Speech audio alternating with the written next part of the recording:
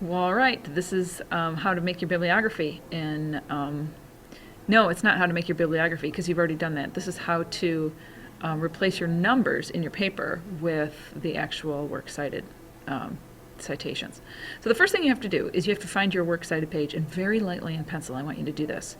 Find out what each of these sources' number is. So go back to your original source numbers, and let's say this was the first one you found. You're going to put a little 1 right next to it right there. Then, wait a second, try that again. Put a little 1 right next to it right there. And then, if you find the second, let's say this was the second source you found, this source number 2, put a 2 there. And if this was source number 3, you're going to put a 3 there.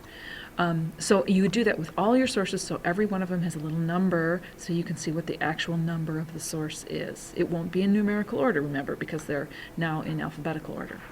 Once you have done that, then you are going to go back to the handout that I gave you, which looks like this.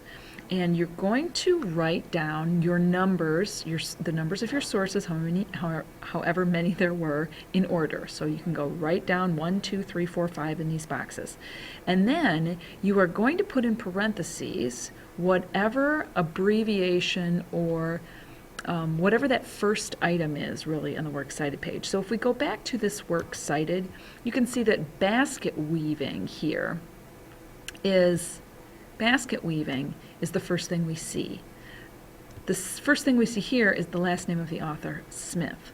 The first thing we see here is the last name of the author, Williams.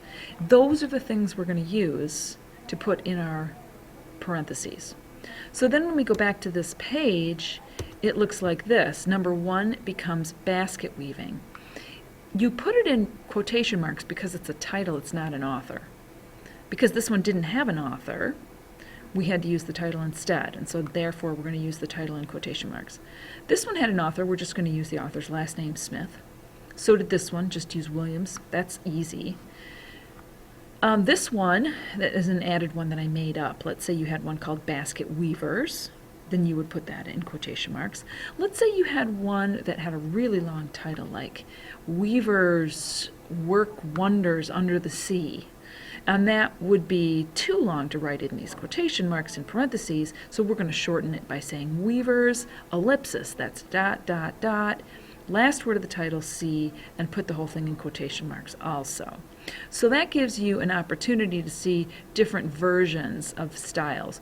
Now, if you look at the first page of the handout I gave you that's called Correct Format for Parenthetical Citation, there's also some other special cases. For example, you might have 2 authors, or you might have a name that's similar to another article, and maybe both of them have the same name, Basket Weaver. Then you're going to have to add something to differentiate between the two, and you can see on the handout how to do that. Once you've got all of this sheet filled in, the next thing you're going to do is you're going to go back to your paper, and you're going to find all of the number 1s or the number 2s or the number 3s, and you're going to replace what's in parentheses here with exactly what is on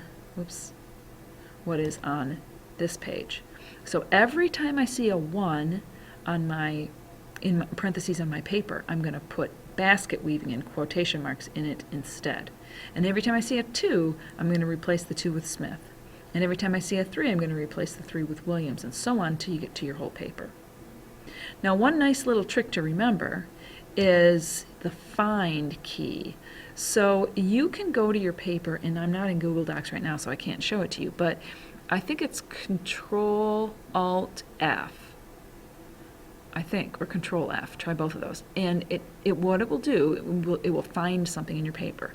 So if you put in the number 1, find 1, then it will find all the 1s, and you can go through those consecutively, copy the first one, and then just paste it into every 1 citation throughout the paper, and then find all the 2s, and replace the 2 with whatever you need to replace it with, and so forth, until all of these things will have something like this in them. Like this one might say Smith, and all the 3s might say Williams.